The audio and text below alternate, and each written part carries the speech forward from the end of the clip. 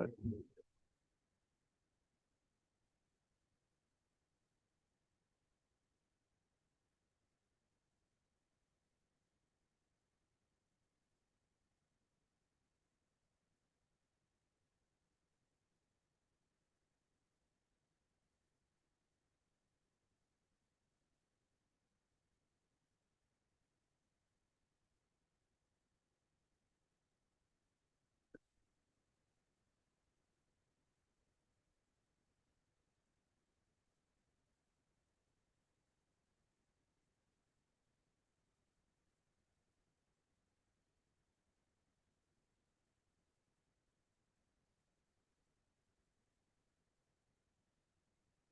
That's right. I'll wait. Oh, I'm right. Okay. Okay. So, welcome everyone to the Advanced IDP Configuration Options Part 1. Just like to ask you guys if you guys actually know what shibboleth is and what the shibboleth IDP is that we'll be talking about today. So, has anyone used shibboleths before? This should be really not interesting if you're not using shibboleth as an IDP for your university. That will battle on anyway. So what we're going to discuss this morning is a topic which is I'm fairly interested in and interested in getting our federation to actually do. Recording in progress.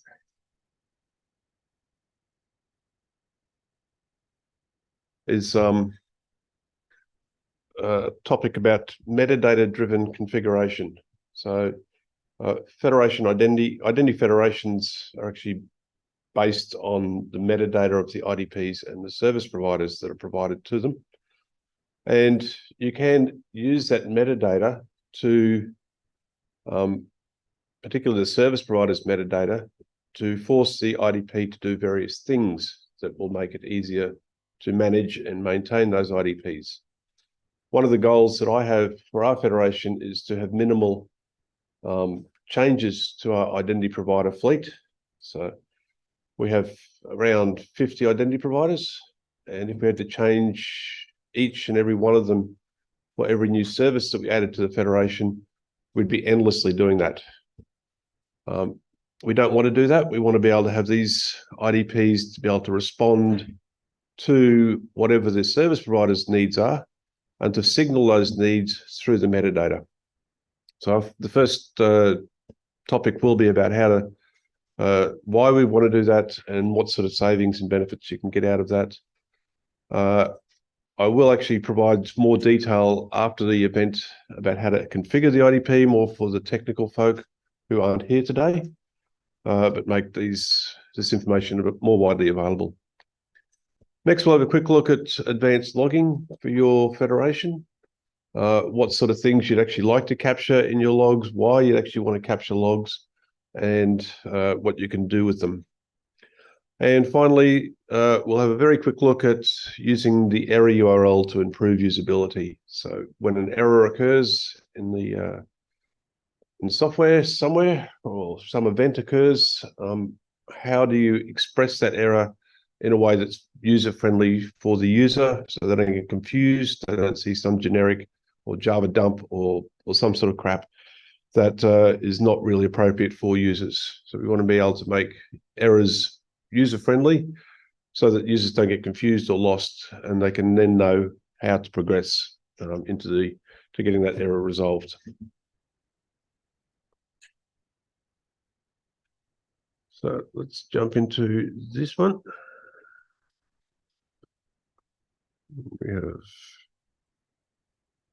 a few slides to get through.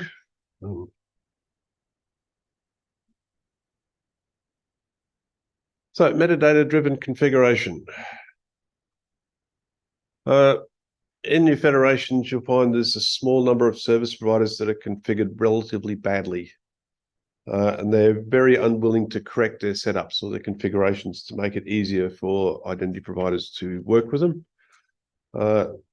A lot of these are older IDP, a lot of older services, services from companies or organizations that don't really have much in the way of a technical team to work on the configuration or work on the actual product itself. And they're doing things like using old encryption algorithms that are starting to be deprecated. They have unusual name ID requirements. So a name ID is a way for Shibboleth or SAML to actually pass a user's identifier through the protocol. And there are some predefined common ways of doing it, but some folk out there choose to do it their own way and want to do some weird and wonderful things. Some services don't actually support encryption, so you need to send the information about the users across the wire in clear text, which is a bit of a privacy and security issue. But most of these services actually don't understand what encryption is or how to actually implement it. So we need to deal with those if your universities want to use those particular services. So this presentation is going to focus on the Shibboleth IDP, because Shibboleth is the software that all of our federation, all of our IDP operators in Australia use. It's the IDP that we've been training folk in the Asia Pacific region to help deploy to the universities. So it works really well in the types of federations that we're building, in the mesh federations. A lot of these Shibboleth IDPs actually sit in the mode of a proxy. I spoke about that yesterday, where a proxy sits between the federation and the university's enterprise identity provider. So it sits between, say, Azure or Okta or Ping Federate or whatever. You've got a Shibboleth IDP sitting between the university and the federation. And the main reason that is done is that most of these commercial identity providers don't really do mesh federations at all well. If they do them at all, they do them pretty badly. So the aim here is to ease the management of these Shibboleth IDPs in the federation. You just want these IDPs to be continually working, not having to be rebooted or restarted or reconfigured as much as possible, because that then causes some service interruptions to your users. So services behaving badly. From time to time, we actually get support tickets on how to add SAML services where both the SP and IDP admins can't work it out. And these services just generally do bad stuff. We usually get one every couple of months, so it's not a big load. But if we have one every couple of months, that's a change to all of the IDPs in the federation every couple of months, which is what we're trying to avoid.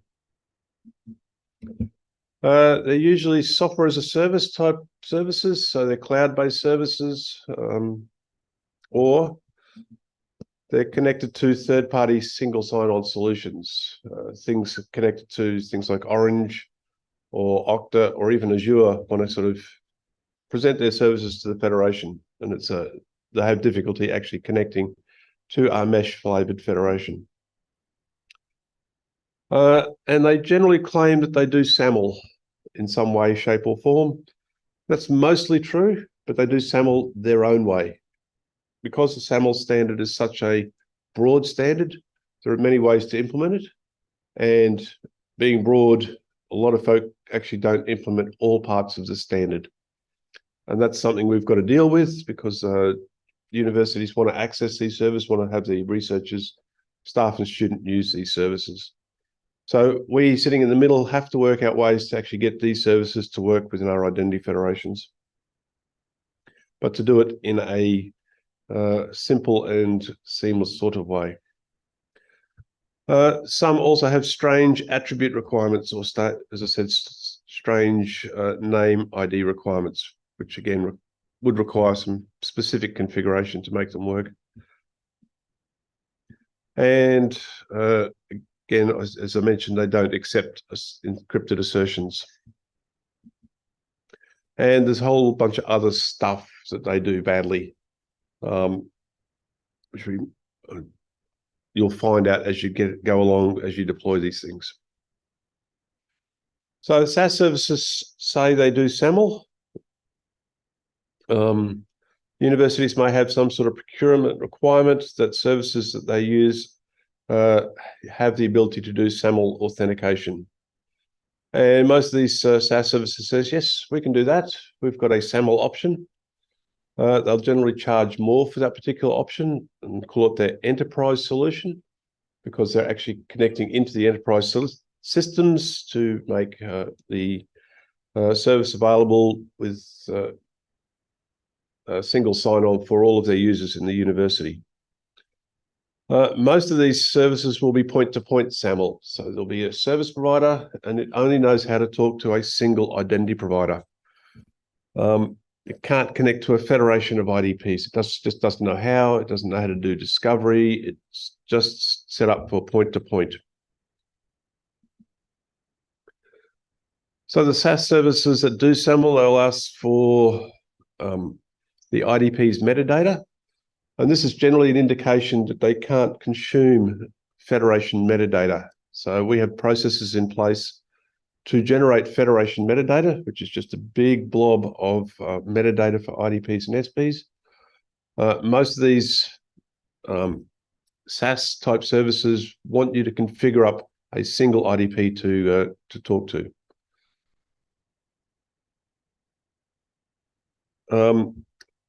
They'll either ask for the metadata or they'll ask for components of the metadata. So they'll want to know what the entity ID of the IDP that they're talking to is.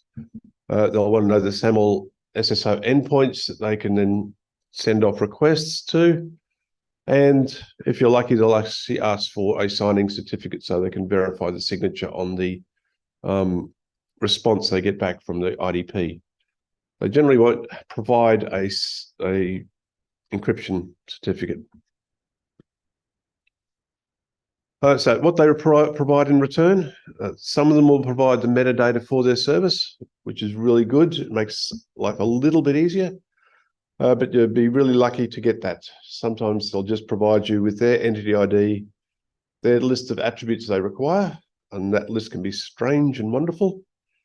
Their name ID requirements, if they use the name ID for getting the user's identifier.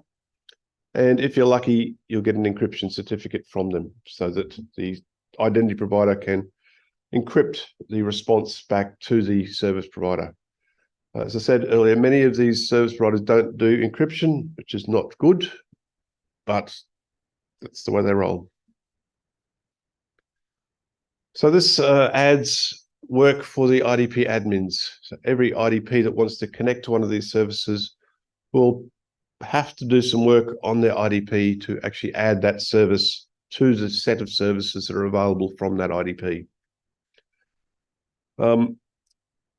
If they don't provide metadata, then the IDP owner will have to generate or make up the metadata on behalf of that service provider using the information that's provided. And it's usually just the IDP's entity ID and an endpoint and possibly a certificate. So it's a very small chunk of metadata, but they've got to generate that themselves because their IDPs talk about metadata. They don't just take small chunks of it. They'll have to add attribute definitions. So if there's a strange attribute requirement for that service, and a lot of these have some strange attribute requirements, then they'll have to add an attribute definition to generate that attribute for the users when they log in. There's one service I know of that actually puts in requires a licensing key attribute. So when the user logs in, they also present a right to use key in their SAML assertion. And that's not really about the user, that's about the interaction between the university and the service provider, but they've chosen to have that key as part of the transaction for whatever reason. It's strange. They should actually have that all sorted out beyond this, outside of the actual SAML stuff.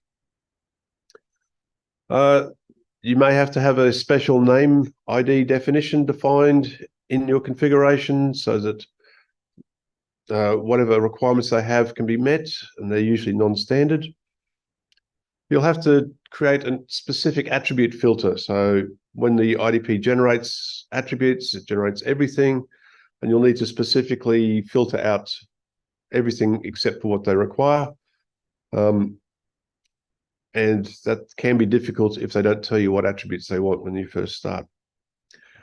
And some will have very specific cryptographic setups, and generally it's about turning cryptography off, so turning encryption off, so that the information sent across the wire is in clear text, which is what the service provider what the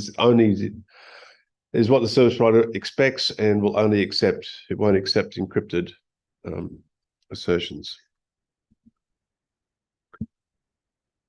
Some of the universities will sign up to a piece of software or a service in the cloud, and may have how-tos. So they may get some how-tos from their commercial SSO on how to do it. So the cloud service provider will have connected to Azure or Okta previously, and they'll provide some information or documentation on how to connect to those particular identity providers. They generally don't provide guidelines on how to connect to a shibboleth IDP, which is what a lot of universities in this region are running. And they also have no idea what identity federation is. They're just really point to point, point to point, point to point, over and over again. And they expect each university to connect them bilaterally, sort of connect them as a point-to-point connection. And that doesn't scale very well, particularly if you want a service that wants to connect to all of your federation members. They have to set up 40 or more, for us, bilateral connections. So it doesn't scale very well. So we're trying to make our setup so that we can add them and it will scale. Some universities may also want to make their instance of their SaaS service available more widely than just their university community.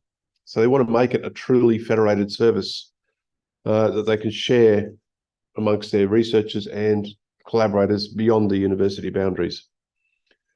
And this will include adding a discovery layer and the ability to connect to multiple IDPs. But out of the box, a lot of these SaaS services don't actually do that or provide that option. So we have to come up with some ways to help them do that. So to improve this situation, the service provider metadata generated and registered once is what we want. We want it registered once, and we want to register it in our Federation registry tool so that once we put it in there, all of the IDPs will be able to consume that automatically. So that's only possible if the metadata that the service provider provides is common to each identity provider that they're connecting to. Some services just do really strange things and provide a different version of metadata for every IDP that they connect to. So that makes it really hard to add these services to your Federation registry because you'll have one instance for every institution that wants to connect to that service. Those ones are particularly bad. We've only got a few examples of those. We also want to have zero changes to the IDP configuration. So when we add this new service, strange as it may be, we don't want to have to go and change the IDP at all or very minimally. And if it's very minimally, in a consistent way, so it's the same change across the whole Federation. New SP metadata appears and it works. So that's one of the things we wanted to have when the service is registered within your Federation registry, it automatically flows out to your IDPs. We want that service to just work from that point on. We don't want to have to go and fiddle with stuff. And the IDP's current metadata, we want that to be available to the service provider. So we want to regularly have the service provider refresh the metadata about the IDPs it's connecting to. And that can be very difficult if the service provider is manually configured with enter your entity ID here and add your URL there. It doesn't know about how to regularly refresh or get up-to-date metadata on services. It just assumes a set and forget type approach, which is not good. So registering a service provider, one of these bad service providers, adding an SP entry to your Federation registry will make it available to all subscribers. It may need to be handcrafted, as they've only provided some information that's needed to build a full metadata blob for a service. And it will most likely need extending to include attribute requirements and name ID requirements and other components that it will help make it work in your federation. And there are probably other bits and pieces that you may need to add to the service. Would probably be useful to add some contact information for the service, add the name of the service and actual details of the service. So when it's published out to the federation, your federation IDPs will actually have an idea of what's coming to them and know how to actually contact them if there is a problem with that particular service. There are attribute requirements. Most attributes in a SAML federation utilize the SAML2 name value in the protocol to define what name or what the service, what the name of each of the attributes are in a really technical way. So the examples I've got here are the standard ways of defining a surname. So these numbers and names have been around for many, many years. So URN:OID:2.5.4.4 actually equals surname. And the similar one, URN-MACE attribute definition : SN equals surname. And but more recently, service providers are starting to request SAML names of just surname, or first name, or department, or last name, or last underscore name, or last dash name. They just make this stuff up. And the reason they can make it up is that the commercial vendors, Azures and the Oktas, will let them now do that. And they have a mapping from their internal naming to whatever name that the service provider wants, which is making the service providers get really lazy and having to, which will then result in our IDPs having to do some additional work to cover for that laziness. Okay, so I said the commercial service providers, or commercial SSO solutions allow it, and can map from any internal representation to any desired SAML2 name value. It's built into the UI, and I've got a little example here, which is actually back to front for some reason. That's weird. Okay, flip that over.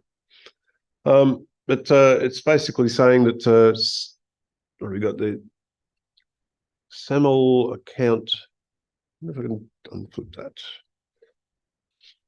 Yeah, it's the internal name, and I'll have to fix this slide up, is over here on the right, and that's things that, this is how Azure knows or understands the names of various attributes.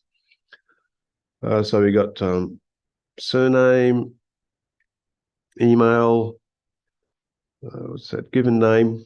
So that's the internal name, how Azure looks at it. And then that's been mapped to given name, mail, surname, and whatever that is, and UID. So the service provider just can ask for UID, surname, mail as the SAML2 names, and Azure and Okta can just provide them as they are. With the shibboleth and the old way of doing it, that would have had to be converted into that URN value. Because service providers are now connecting more to Azures and Oktas and other things, they're starting to expect it from everyone. So that means universities running shibboleth or simple SAML PHP need to come into line. It's too hard to go and fight these guys. You just have to come into line. So we need to deal with it. Generic names for shibboleth. So it can be done. And we can start at the Federation registry. And we can start defining these strange names. So we can define a SAML name, a SAML to name of, in this case, we've got first name as the example, and add the attribute definition for it, and add the attributes as required or desired. So you can set up in your Federation registry these special names, these odd names that are being requested. And that will then be able to appear in the metadata for that service. So in your service provider metadata, there is a thing called requested attribute, and it's got some parts to it. It's got a friendly name. So the friendly name here is first name. The next part is actually the name, which is used technically connect this is the actual name of the attribute, and here we've got this dodgy name of first name, and then its format and if it's required or not. Usually that name would be the URN part, but we're now having to start to fill in these things with the strange names that people are requesting. On the shibboleth side, we need to make some minor changes to actually deal with these strange names.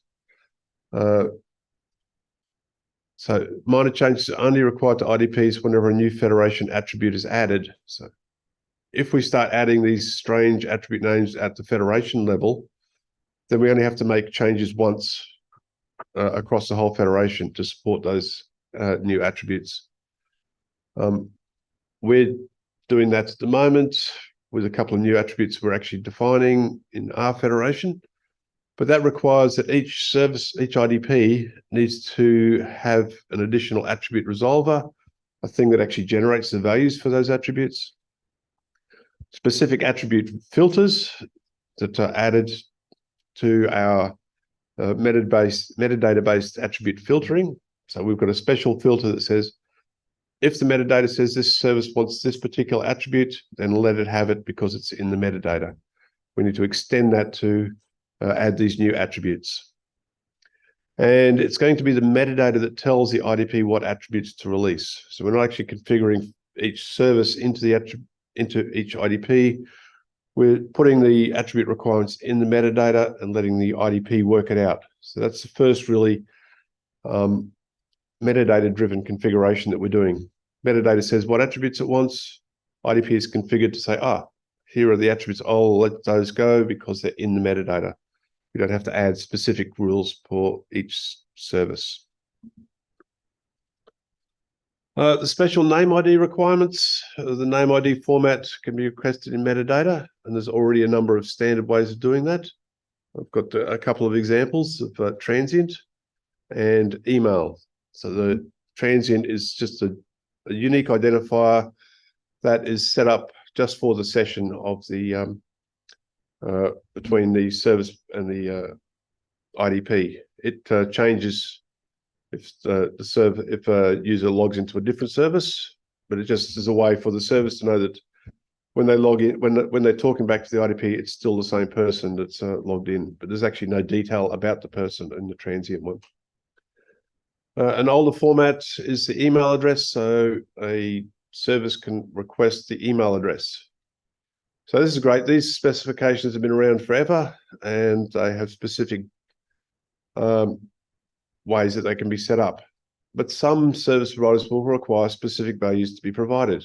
They won't require the generic standard out-of-the-box attribute requirements.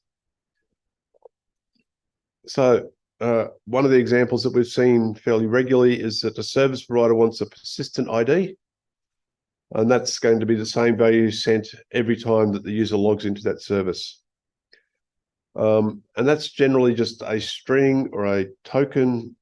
Actually, the EduPerson target ID is the value that's generally published or provided in the persistent ID. But some service providers can't deal with that, and they actually want the EduPerson principal name provided, or the email address provided, or the UID provided. So that's not a generic sort of setup. That needs some changes again to the IDP. So we can define our own federation-specific entity categories to help us here. And again, this is entity categories added to the metadata, and they will tell this IDP how to configure up the SAML name ID or what values are expected in the SAML name ID. And each entity category would be saying, I want email address in persistent ID rather than EduPerson principal name. So EduPerson targeted ID, sorry. Or I want EPPN rather than target ID. Or UID rather than target ID. So you can define a number of these entity categories, put them in the metadata for that service provider, and that will then tell the IDP when the user tries to log into that service that we want to use this particular entity, this particular attribute to populate persistent ID rather than the standard targeted ID. There is a change again that you'll need to make to each IDP, but you'll only need to make it once. And then once that's made, every future IDP, every future service that wants to have a specific value can have that specific entity category added to their metadata. And that metadata will be the way that the service tells the IDP how to respond.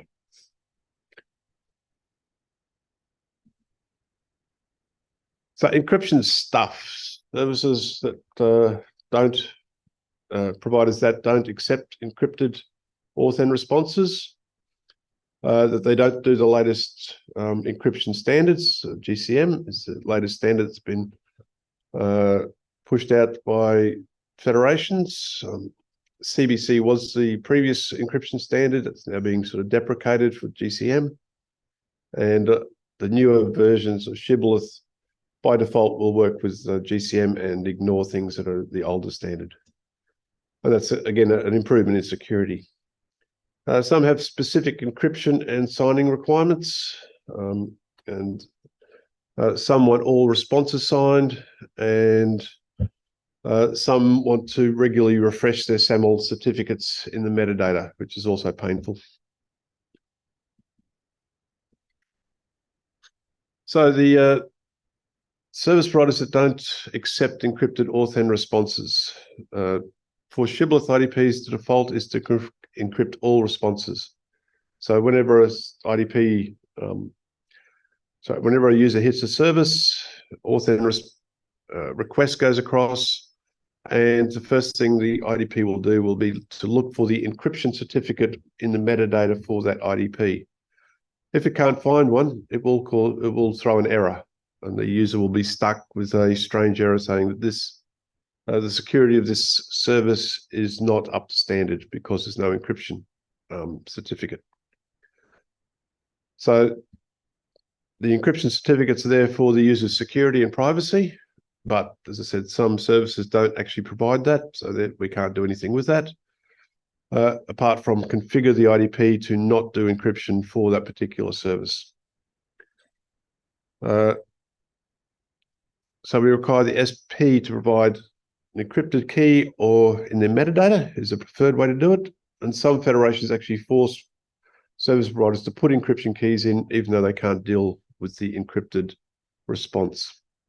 So that means there's going to be an error at the service provider end when it gets an encrypted response and just can't unencrypt it to know what's actually been sent. So those services that are incapable of receiving encrypted responses, as I said, will by default fail at the IDP with an error message. Your options are to ask the service provider to enhance itself, to actually turn on encryption or to do encryption. And a lot of them will say, no, we can't do that. We've got too many key customers already configured with our service. It would be impossible to change. Or you can configure an exception into your IDP configuration for that specific service. Or, what's my or about? Not sure why I put or there, but anyway. So for those that don't accept encrypted authentication responses, you can add another entity category. And a lot of this metadata-driven stuff is around adding metadata entity categories to signal how to respond to a particular service provider's requirements. In this case, Shibboleth provides a number of default or pre-packaged or pre-canned entity categories that you can enable. And if we add these two chunks of metadata to the service provider's metadata, and the first one is to have encrypt assertions and set that to false, and encrypt name IDs and set that to false. So you can set these settings in the metadata, which will then tell the IDP, don't do encrypt assertions and don't do encrypt name IDs for that specific ID, for that specific service.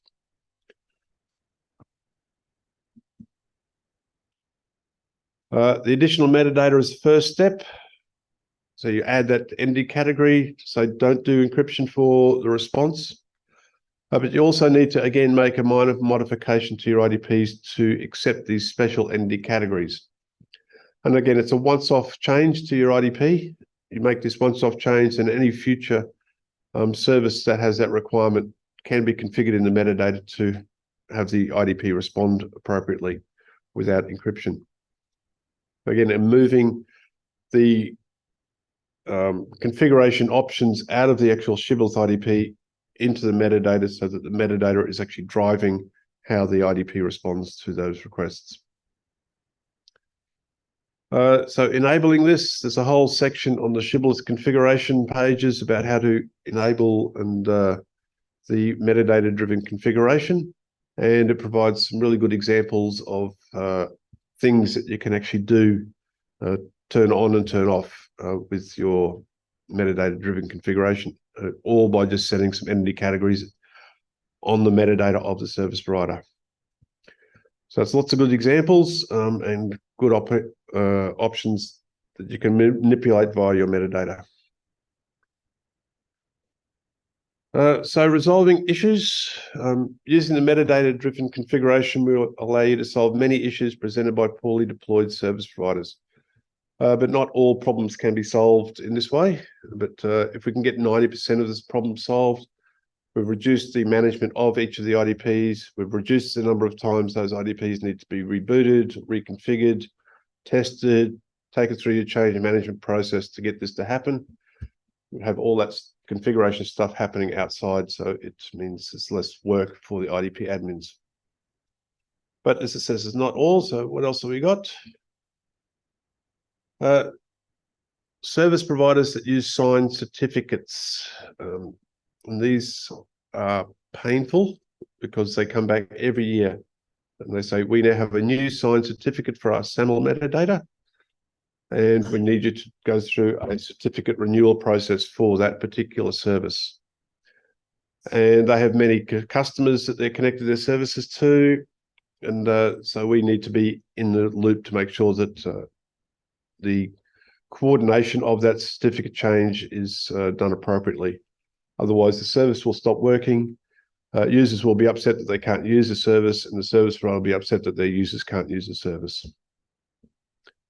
For these guys, I wish they'd actually get a long life certificate so this problem goes away, but for some reason their security folk insist that they have signed certificates for their SAML deployments. As I said, they also generally have a limited lifetime. They get a 1-year certificate, so they're back every year, time and time again, to get that certificate renewed, and it will require regular refreshing. Some of these service providers have actually started to do the right thing and are publishing their metadata on the web, and they may even be signing it, which gives us an opportunity to have our IDPs regularly refresh that metadata themselves automatically. And like it's just grabbing another piece of Federation metadata. And I'm hoping our Federation tooling that we're building in the AF will actually be able to consume these metadata blobs on behalf of the IDPs automatically as well. So if they do that, then there's a great opportunity to save again some more configuration in having the IDP be configured to use that as a metadata source, or have that as a metadata source that feeds automatically into your Federation management tooling. I don't think Jaeger can do that, but anyway. Hidden in the crowd. So in Edugain and in your federations, there's thousands of service providers. These badly behaving service providers are generally hidden in the crowd of service providers, particularly Edugain. There's a lot of services in Edugain that don't have all of the bits that they need. So it may take some time to identify which are the bad ones and that need specific configuration for the IDPs, or need to take advantage of the metadata-driven configuration options. It will take time to identify them because they're usually identified when a user hits them and then they can't log in and there's a problem, and they raise a support ticket with us or with their home university, and then the IDP admins and us as Federation operators need to get involved to rectify that issue. And that will cause a disruption until we've actually got their metadata or their IDP's configuration suitably set up to accept the service provider's bad configuration options. So what are my recommendations in this area is to start planning for them now to avoid disruptions in the future. So start thinking about configuring your IDPs to be able to do metadata-driven configuration. Have a think about what sort of bad things that can happen. I've got this sort of talk is about some of the bad stuff that they can do. And if you start doing it now, you'll avoid disruptions in the future if you can quickly sort of reconfigure the metadata to say, do this, do this, do this, Mr. IDP, when you get their request. So that's the metadata-driven configuration. It's really about making life easier for administrators, for federation operators, for service providers that are operating badly or providing bad, having bad choices when they configure up their service. Hopefully that was interesting. I'm not sure if you're really the right audience for this stuff, but this is something that's been on my back for a long time because I run our support team in the Australian Access Federation, and I'm the one, and my team are the ones who have to deal with a lot of this stuff and fix this stuff up regularly. So that's why I'm talking about it now, to sort of give you a bit of a heads up about trying to avoid these issues before they hit your federations, because you have generally new federations. You won't have seen these problems yet, or you may not have. So being aware that there are problems with services in Edugain, with services that will want to connect to your IDPs now will help you in the future, try and avoid those problems. So that took all of 20 minutes. Are there any questions before I move on? Because we might end up actually being early. If there's no questions, I shall jump on to the next topic, which is 1.2. Advanced logging.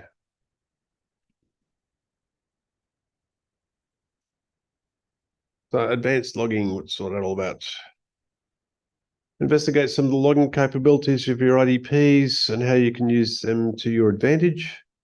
Knowing how to configure and read your IDP logs will greatly enhance your ability to effectively support the IDPs and your users. While logs are great to help debug your IDP, they can be used for other things like utilization reporting and pumping them off to your SIEM so that you can see if there's any security vulnerabilities or things that are incidents that are happening on your IDP in real time. You're also the logs are important in the global arena, together with logs from other institutions used to understand how researchers are interacting with Edugain services. And we'll talk about how to actually join the Edugain FTIX pilot at the end of this talk. So what is logging? I expect all you guys would know what logging is all about. It's simply just a recording of events that occur, which can be used for many purposes in the future. So something occurs, you write it down, that occurred.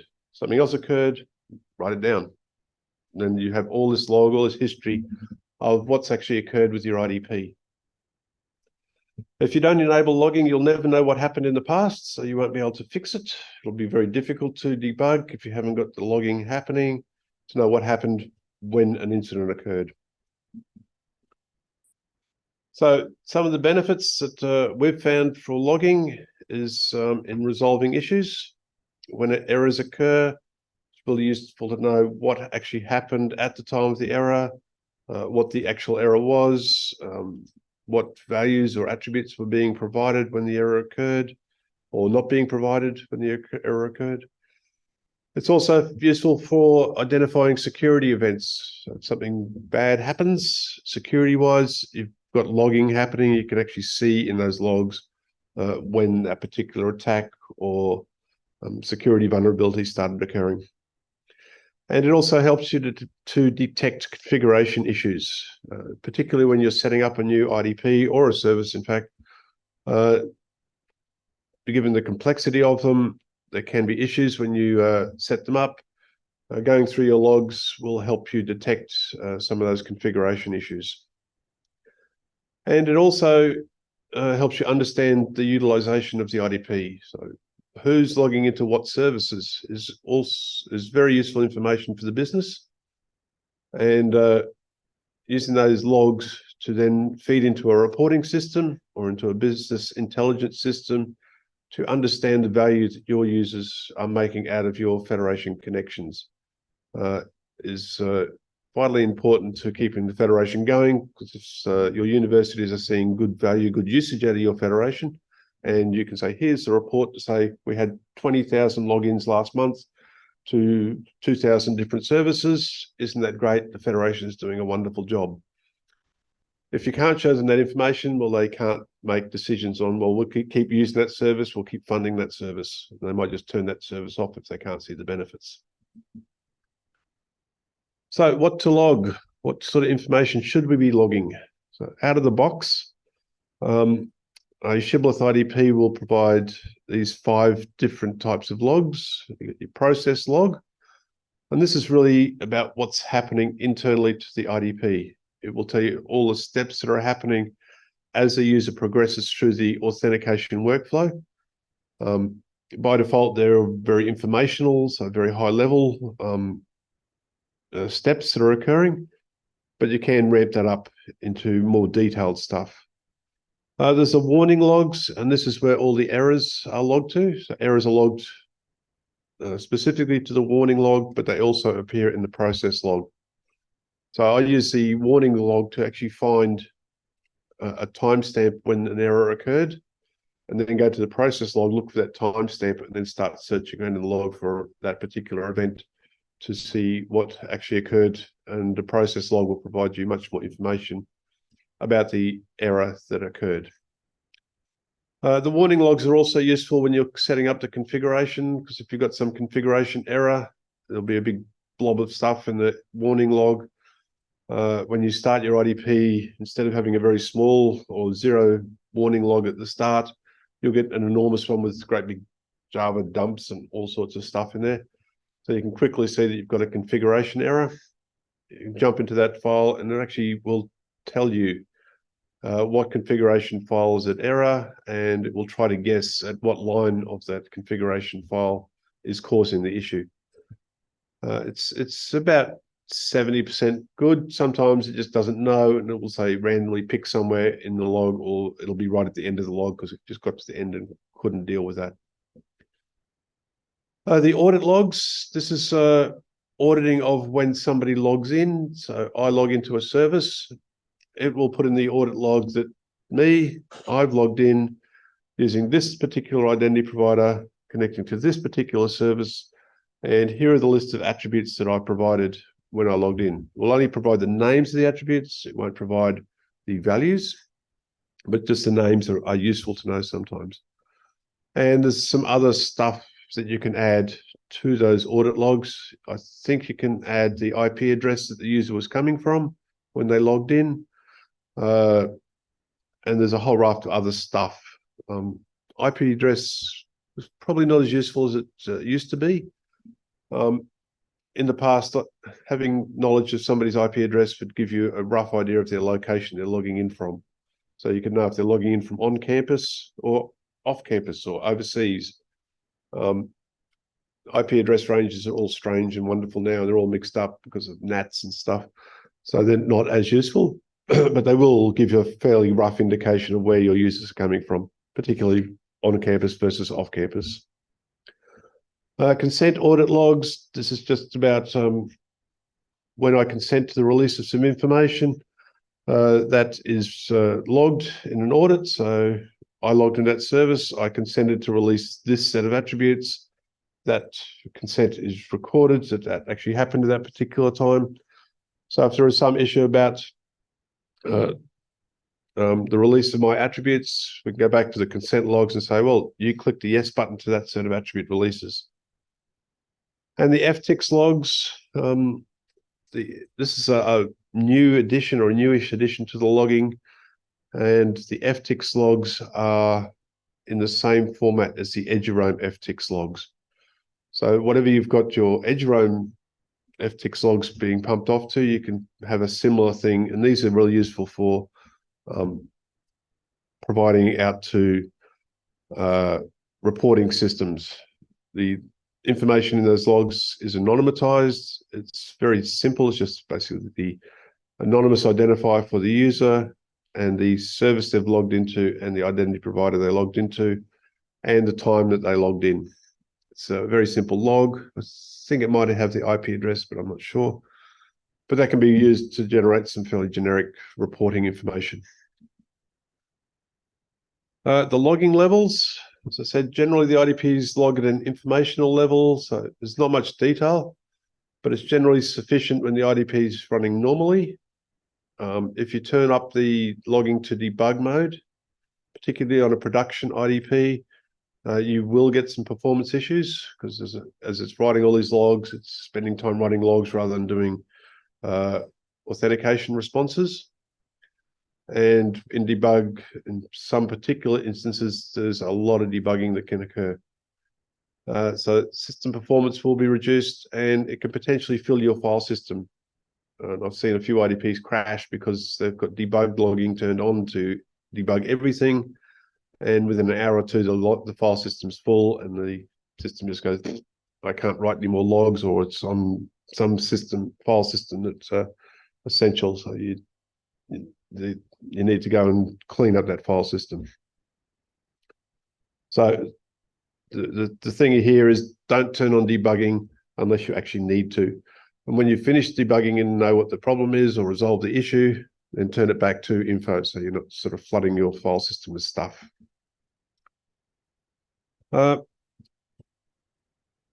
When you get an issue, it's easy to change the level of logging. All you need to do is change info to debug in one of the configuration files, and the Shibboleth IDP will automatically see that, and within 5 minutes will start producing debug logs. So you don't need to restart your IDP if you want to change the level of logging. It will just happen automatically. And when you finish, change it back to info, and the debugging will be reverted back to the info level of debugging. The debug information provides much more information. It can be changed without restarting the IDP, and you can turn up debug logging on specific elements of the IDP. So if you're having trouble with, say, your LDAP connection, you can turn up debugging on just the LDAP components of the IDP and get much more detail about what's happening with the LDAP without actually turning on all the debugging and having tons of logs to search through. So you can be very specific about what debugging you turn on and what you turn off. Reviewing logs, tracking down issues is greatly assisted by having good access to the logs. In this world of Kubernetes, getting access to the file system is getting more difficult. You can't just log onto the server and jump over to the log area.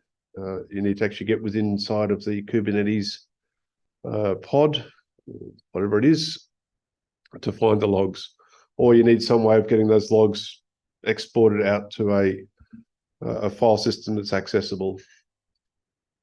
In our case, with our hosted IDPs, our IDPs are actually running on EC2 instances. My support team actually don't have access to those EC2 instances.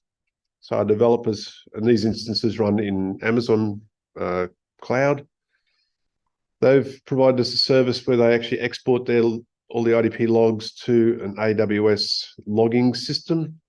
And it's a web-based logging system, and it's horrible. And I hate it. And I keep telling my guys that I hate it because it's really hard to navigate up and down the logs to find the issues that you're looking for. I'm a sort of old school guy, and I like using tools like grep and sed and vi and tail and other things to see the logs in real time, to edit those logs, to be able to jump up and down and get on top of those logs really quickly. Having to use this web-based thing is just really painful. And I keep letting them know. They'll hopefully fix it one day. It also requires practice to gain experience to actually understand where to look for errors and issues in your logs. But with that practice and experience, it's well worth the effort, because you'll quickly be able to pick up issues and know what's happening and be able to quickly jump in and fix things when errors occur.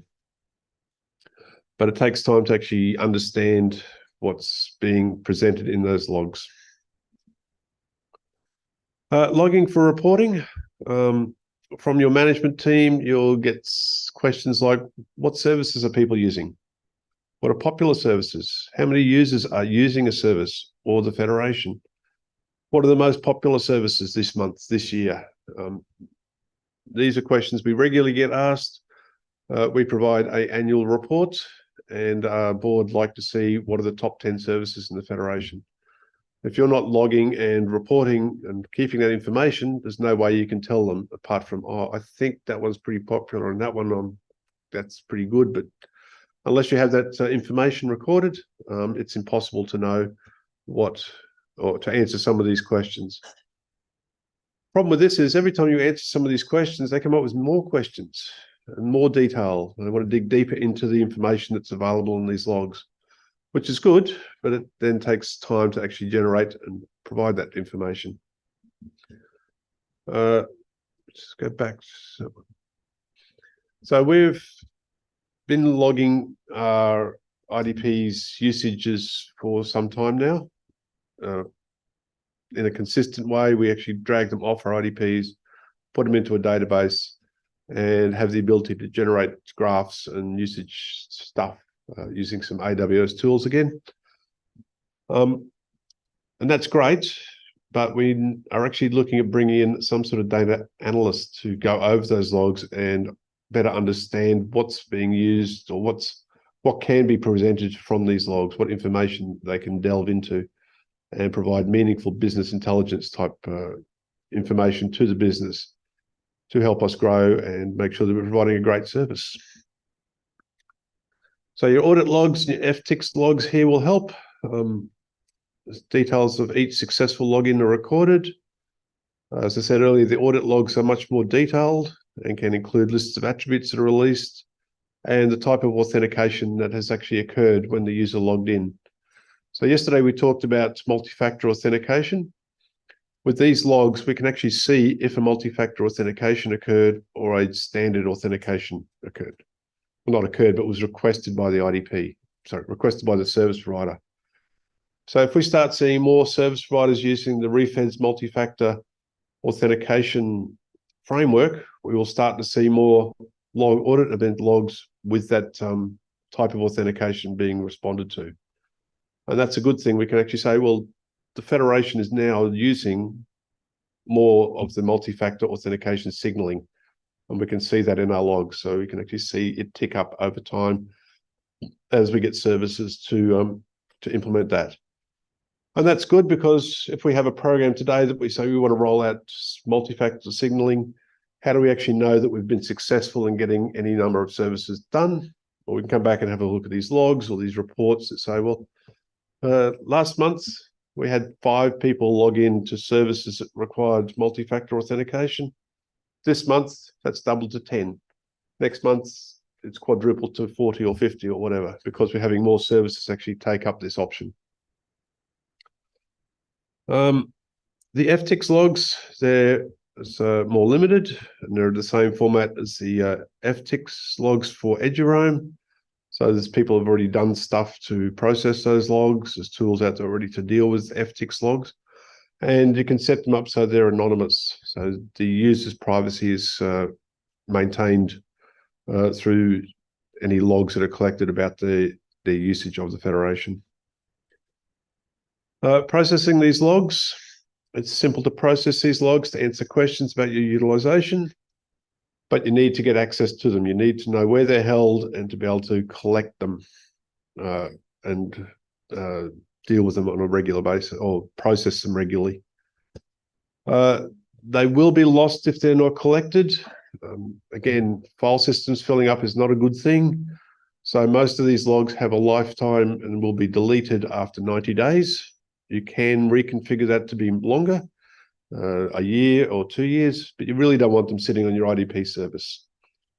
Particularly for us, we regularly have our IDPs get re-imaged. So after I'm not sure how long they do, but an IDP will just, our infrastructure will automatically just restart or start up a new image of an IDP and throw the old one away. When that happens, all the logs on that IDP are gone forever. Goodbye. So that's why we're already taking them off as they are being generated to a third-party service, our logging service, where we're collecting them. And because we have this logging service, we can have all of our IDPs logging to this centralized logging service, and all the data goes into a central database where we can then process them as a federation rather than as an individual IDP. Some user information may be included, and this is particularly around the audit logs, and you need to be careful to make sure that that doesn't escape and cause you to have a data breach on users' utilization. Some people get really antsy about that, so the FTICs, as I said, anonymize those logs, and then you're saving yourself the potential grief of losing those logs and that personal information.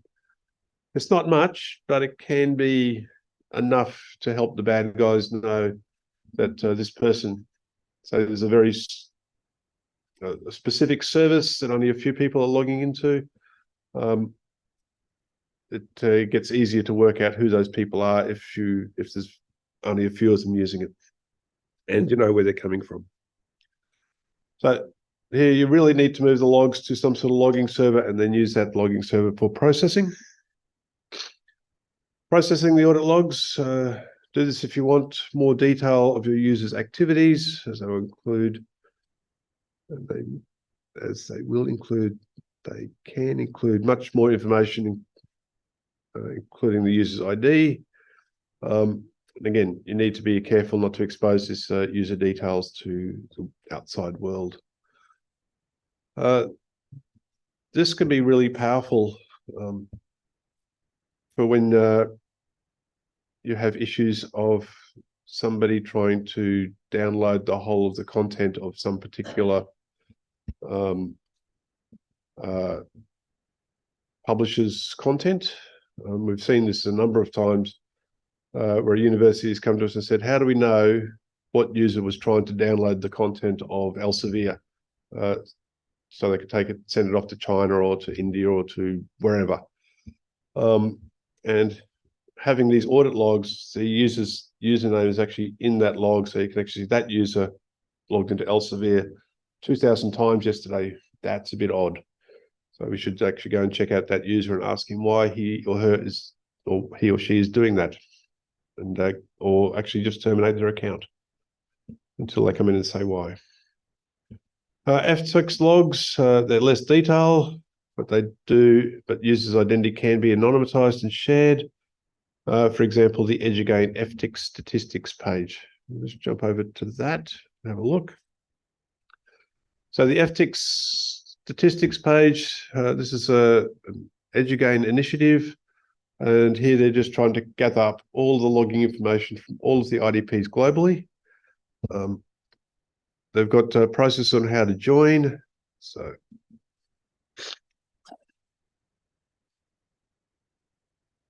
we can join as a federation. And then in order to join the FTICs logs as a federation, you have to set up a federation FTICs aggregator. So that's somewhere where you gather all the logs. So we've already done that. And then you need to provide information about the aggregator to the FTICs team, so they can then start slurping those logs into their repository of logs. Similarly, you can join as an identity provider. In this case, you just send your FTICs logs directly to the EduGain FTICs collector. So it's basically a logging service where you can send your FTICs logs to. They've already provided some statistical stuff about what's happening in the Federation.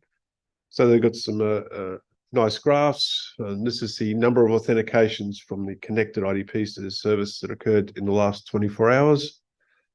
You can see all of these are mostly successful. There are some failures down here. Most of these failures will be, I'm not sure why they're causing failures, but it's generally not many failures.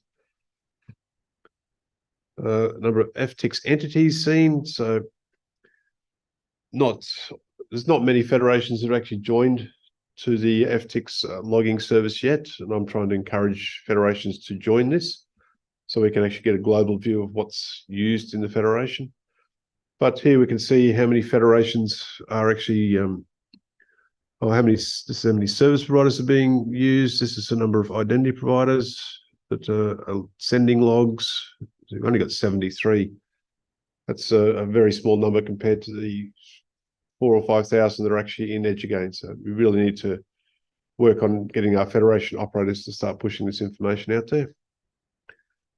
And yeah, only five or six federations have actually joined this service so far. Let's see what else we got. IDPs and SP matrix.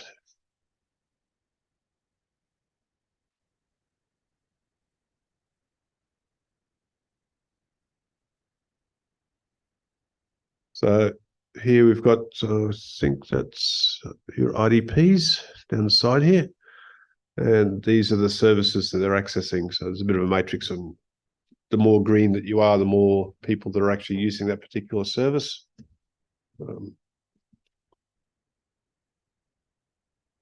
Yeah, so that's between 19,800 to 22,000 users use that particular service, which so this is www.student.ladoc.se. So that's useful, but it would be better if these domain names were actually IDP names or university names. It would also be useful if these names were the actual service names of the services that were used, that were being accessed. So the federation logging.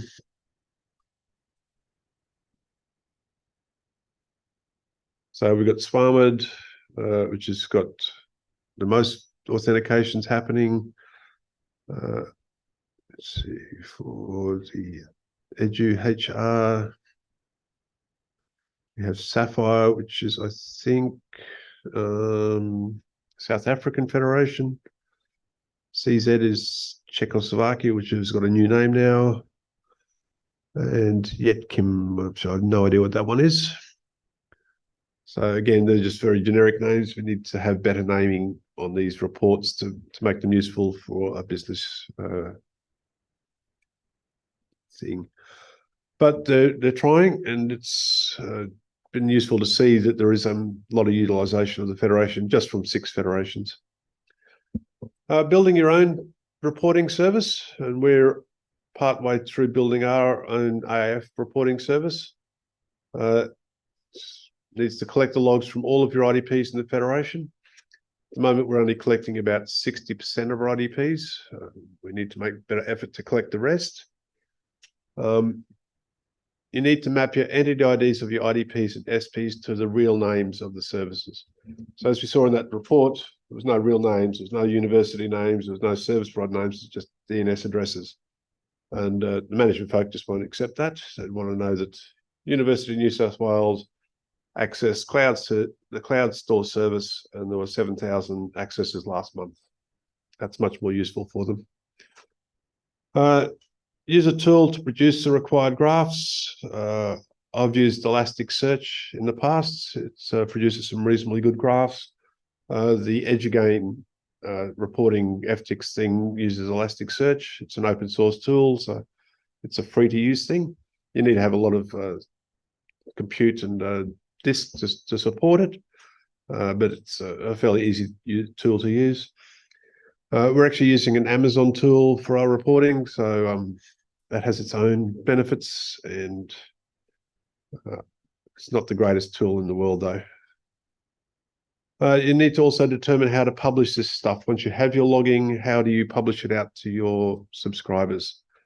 And you really need to be particularly careful when publishing this out to commercial service providers, because they'll want to use it to be able to compete with each other.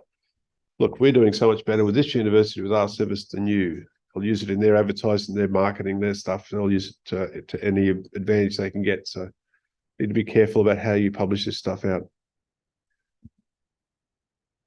Other logs, your service IDP will generate many other sorts of logs. You've got your HTTP server logs, Tomcat Jetty logs, and system logs. And these can all be fed into a SIEM to help to search for security anomalies. So IAF is considering doing this, but there is again a cost in pushing logs across the network. There's the ingress charging, and then the cost of actually being part of a SIEM to publish this stuff too. So we're taking that one fairly slowly, but I think we will do it eventually. So we've got a better idea if there's anyone attacking or any security anomalies that are occurring on any of our IDPs, so we can jump on it fairly quickly. Research and experiment to help you determine what gems of information you can find in your logs. Have a play, get some logging data, get someone with some data analytics skills to help you to actually pull apart the logs and see how you can munch them up to something useful. Ask your stakeholders what information is important to them, but you may get overwhelmed with requests for, I'd like to see this information, I'd like to see that reported, I'd like to see it in this format or that format or this shape or that shape. So be careful about asking for information. You may get too much. So that's logging. It's something that I've been wanting to see happening. We've tried a number of times in AF to get a reasonable logging system happening. We've found that we have a number of different requirements from different user groups. Like we've got the management team who want their own set of reporting. We've got universities that want to see their own stuff. We've got service providers who want to see their stuff. We've got a security people who are very interested in some of this stuff. So there's many ways that this logging information can be presented. And if you start to graph stuff, then everyone will have their own opinion on what a good graph is or what is useful information for them to see. So you'll do it for them one year and it'll be perfect. The next year they'll want something different. So it's a bit of a moving target. And some people just want the raw data so they can go and analyze it themselves. Again, you need to be careful about sharing that raw data to people outside your organization. So do we have any questions on logging? It's a fun space. Won't keep you awake at night, but it's fun. Okay. It's now 20 past the hour, or 22 past the hour. I think this is, we spent to finish this one.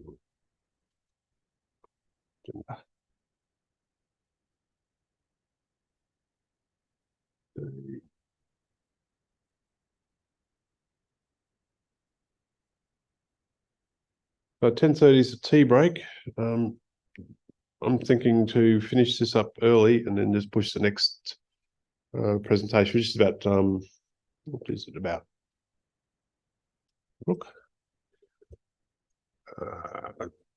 Error URLs. So I'm going to leave that till after the break. So if we're back at 11 o'clock, we shall continue. And let me know if I'm boring you or if I'm not talking about anything that you're interested in. And let me know if there's something you're interested in that you'd like me to talk about rather than what I'm talking about. And I'll happily try and find something fairly quickly to talk about that. So I'm here for you guys, not just to have you guys listen to me blither on about stuff.